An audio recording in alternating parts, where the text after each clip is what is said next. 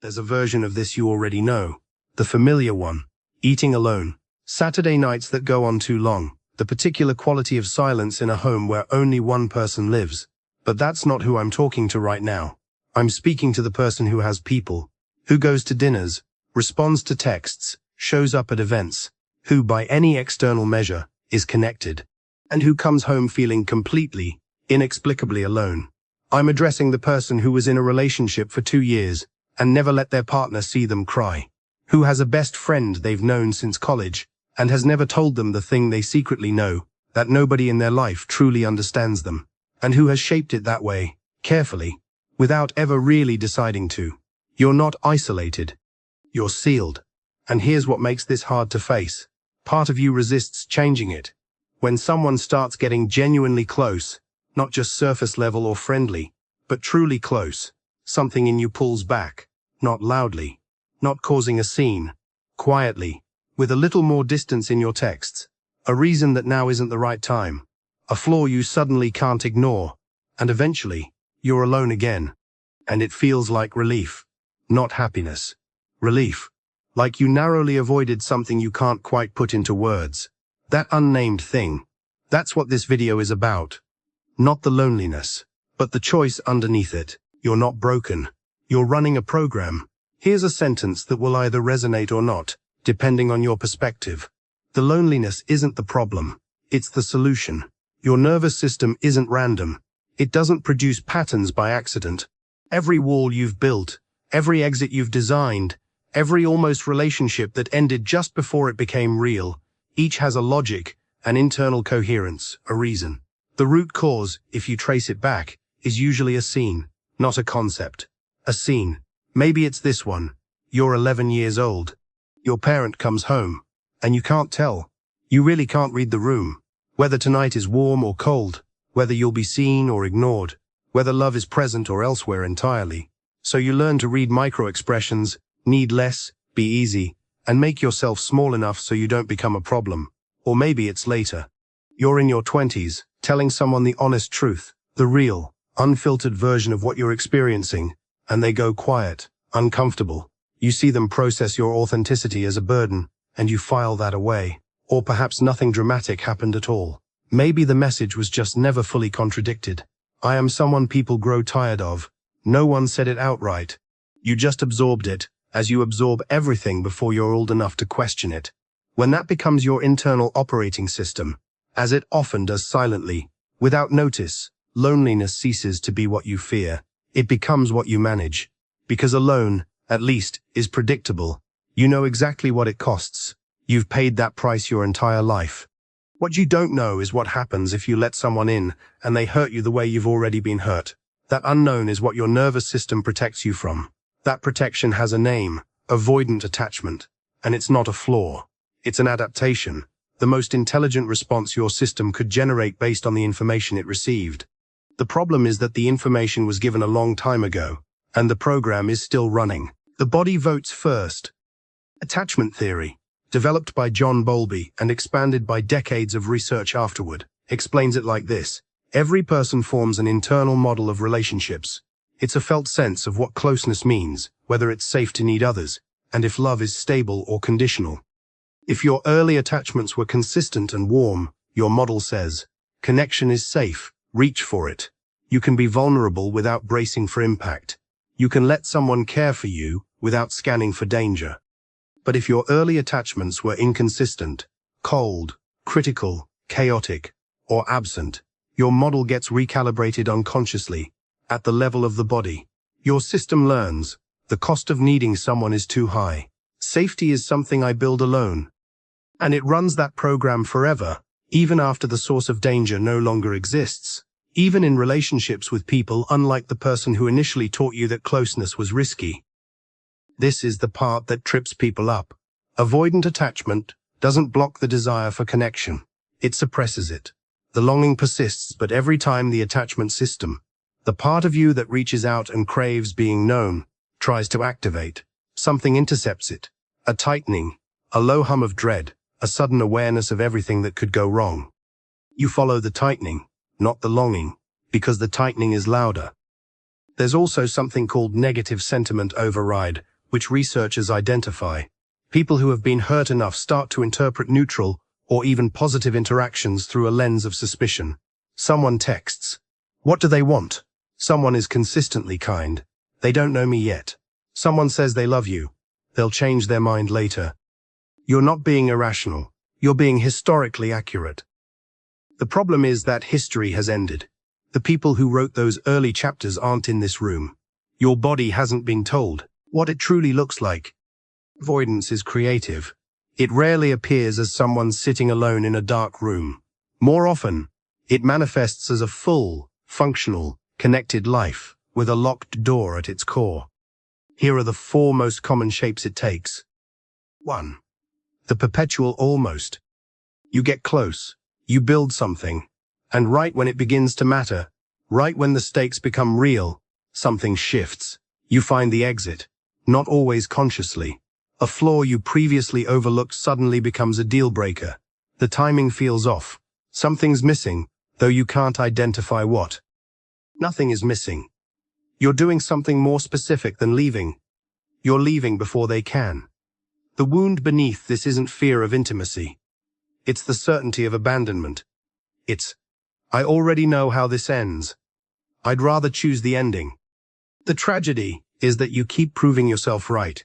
Not because you're correct, but because you keep leaving first. TWO. The sealed performance. You have people. You're present, warm, and funny. At dinner, you show up, and you come home feeling like you've been acting for 5 hours. Because none of those people truly know you. You've mastered the intimacy of humor, the warmth of easy conversation, the performance of someone who is doing fine. What you haven't allowed is the version of yourself that is uncertain, afraid, quietly in pain, deeply weird, or nakedly hopeful. The seal is airtight. You're there, and you're not. And the loneliness that results isn't the loneliness of being surrounded by strangers. It's worse. It's the loneliness of being surrounded by people who like you, and not knowing whether they'd like you. 3. The self-sufficient castle. You handle everything yourself. You don't ask for help. When someone offers it, something in you resists. Not because you don't need it, but because needing it feels like exposure. And exposure feels like the first step toward a very specific kind of hurt. You've built a life that doesn't require anyone. You frame this as independence. Sometimes it is. But sit with this question honestly. When did you last let someone do something for you that you could have done yourself? When did you last say, I'm struggling, to someone who wasn't a professional you were paying to hear it? The castle is real. The freedom inside it is also a kind of prison. 4. The prophecy machine. You stay in contact with the record of everyone who hurt you, not to repair things, to maintain the evidence. This one is left, that one lied, that one made you feel like a burden. You hold the archive. And when someone new enters the picture, you hold them up against the archive and find the overlap. This feels like what she did. He's going to do what he did. And so you either preemptively withdraw or you test. You go cold for no reason. You pick a fight. You create a small crisis and wait to see if they leave. Most people leave. And the part of you that was waiting for it feels confirmed, vindicated, safe in what it already knew. What the prophecy machine never tests is the alternative hypothesis, that the belief is wrong, what the strategy takes from you. Let's be honest about the trade.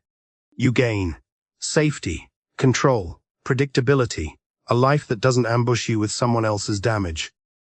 You sacrifice being fully known, being chosen by someone who's seen the real you, having someone in your corner when things fall apart, not a person doing you a favor, but someone who is there because they know you and want to be. Most people, when it's laid out that plainly, say it's not worth it. But it doesn't feel like a trade.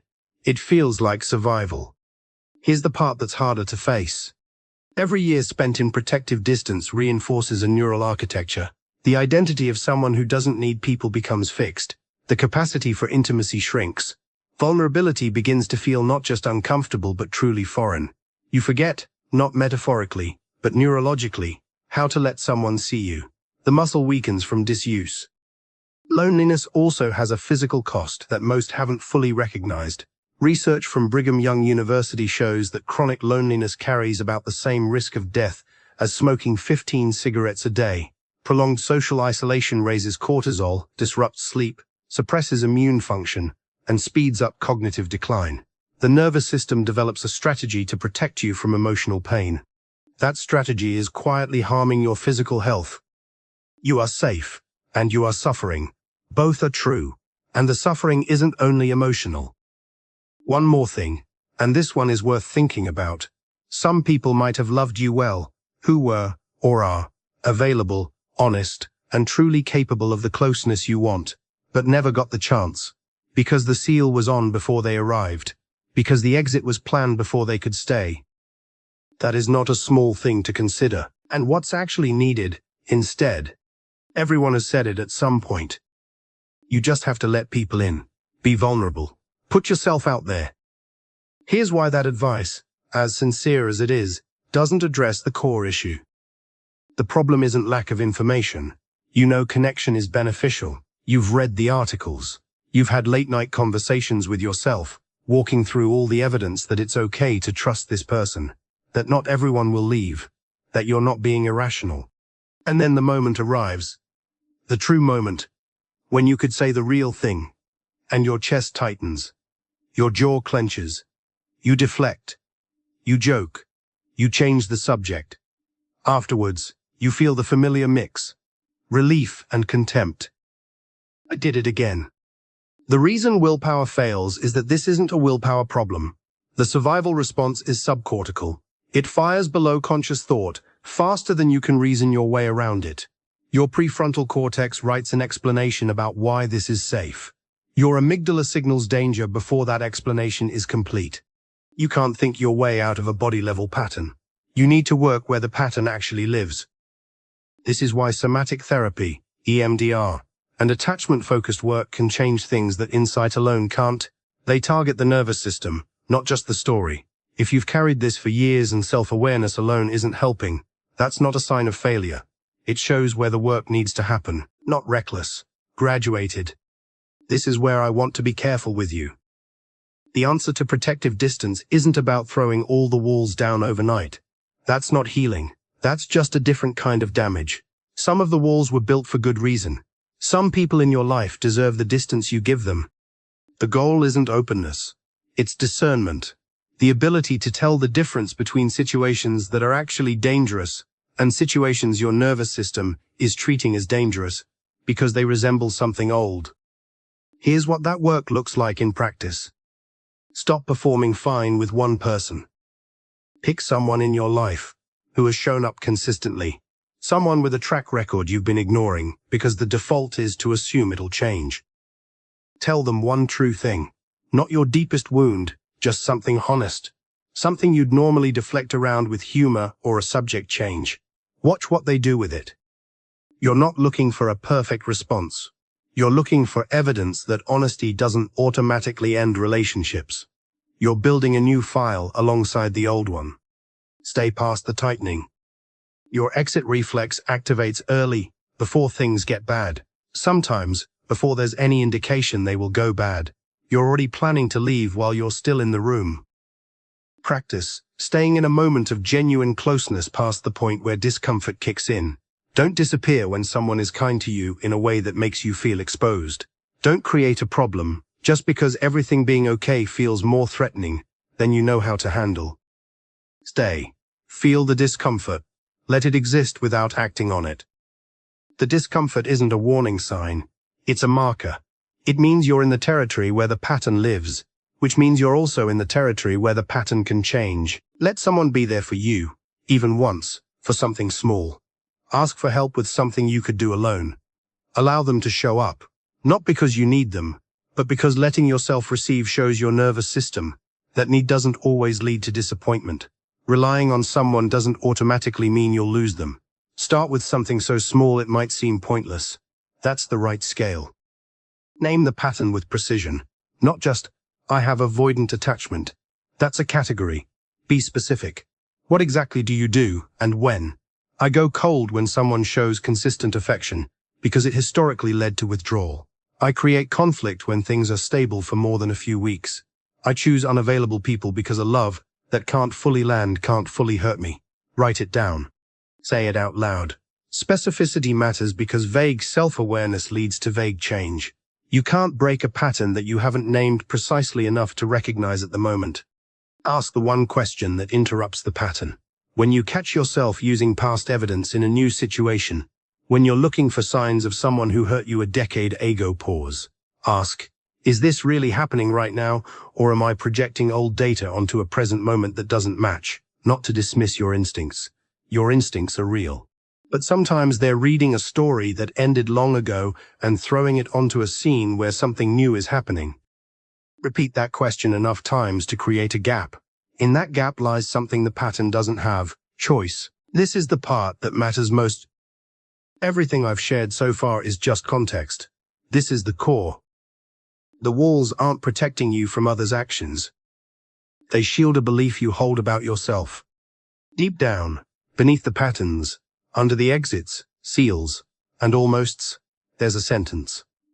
It might sound like one of these: I am too much, or I am not enough, or I am the kind of person people leave when they see me clearly, or the most subtle, corrosive one: if someone truly knew me, they wouldn't stay.